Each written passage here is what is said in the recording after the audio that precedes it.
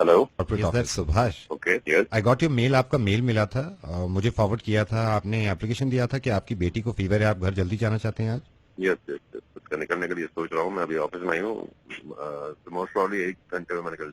You can't Subhash, you can't. आप नहीं निकल सकते हैं घंटे में। क्यों? क्योंकि ये कंपनी है सुभाष, यहाँ पे जॉब कर रहे हैं आप। मैं आपको याद दिलाना चाह रहा हूँ। क्या दिलाना चाह रहे हैं बताइए। आपको ये याद दिलाना चाह रहा हूँ कि आप नहीं जा सकते हैं। मैंने तो एप्लीकेशन दे दी। एप्लीकेशन देने से कुछ नहीं होता, नहीं जा सकते। मैं इसमें अजीब अगर बात मैं नहीं कर application रहा ना हूँ। भी I देता, just बात wanted सुनिए। to inform नहीं, you. नहीं, I नहीं, just wanted to नहीं, inform you that you cannot. नहीं मेरी बात सुनिए। हाँ, मैं जो कमा रहा हूँ किसके लिए कमा रहा हूँ मैं? अजीब आदमी है आप। मैं एक तो आपको मेल डाला है, मैं चाहता था ऐसे चले जाता। मेरी बेटी बीमार है, आप कह रहे हैं आप मुझे उसके लिए फोन कर रहे हैं कि आप नहीं जा सकते, आप नहीं जा सकते। और कौन होगा ऐसा जो कि अपनी बेटी का फोन करना चाहे? बताइए आप। बेटी का क्या सुन के ना जाए?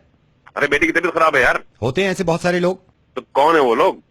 फौजी हैं मिस्टर सुभाष, हमारे जवान हैं। Subhash, I am sorry. अब ये आप पे डिपेंड करता है। आप चाहें तो फोन काट दीजिए, क्योंकि मैं नवेद बोल रहा हूँ, आपके एचआर से नहीं। और आप चाहें तो थोड़ी सी बात मेरी सुन लीजिए, क्योंकि मुझे लगता है कि ऐसे समझाने में लोगों के शायद समझ में आ जाए।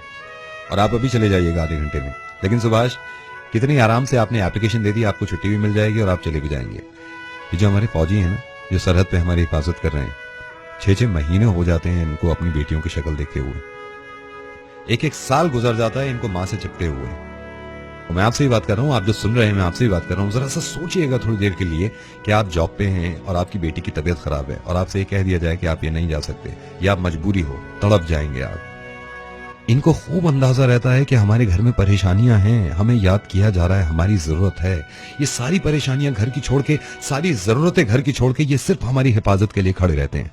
मुझे मालूम है कि मैं खुद सरहद पे जाके हिफाजत नहीं करता, लेकिन मैं ये तो कर सकता हूं ना कि जितनी कुर्बानियां हैं इनकी, उस सब का अंदाजा हो पूरे हिंदुस्तान को।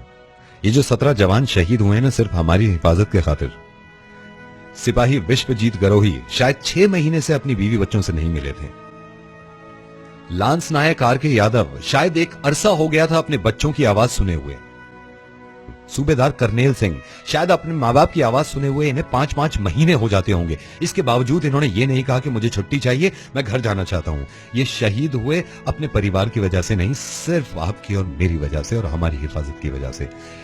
सुभाष से बात करना, एचआर से बन के बोलना, ये सिर्फ मेरा मकसद ये था कि हमें अंदाजा हो कि कितनी बड़ी कुर्बानी देते हैं हमारे सिपाही हमारे लिए। अगर आप कहीं भी नौकरी करते हैं और उसका पैसा आपको मिलता है तो इंडियन करेंसी मिलती है। इंडियन करेंसी इसलिए इस मुल्क में चलती है क्योंकि ये हैं वहां पे खड़े हुए और हिंदुस्तान को सुरक्षित और महफूज रखना चाहते हैं। मैं पर्सनली इस बात को चाहता हूं और रिक्वेस्ट करता हूं, जहां भी आपको कोई जवान सिपाही दिखाई दे और आपको यह अंदाजा हो कि आपके परिवार और आपके मुल्क की हिफाजत करता है, तो उसके सामने जाके सैल्यूट करा करिए उसको।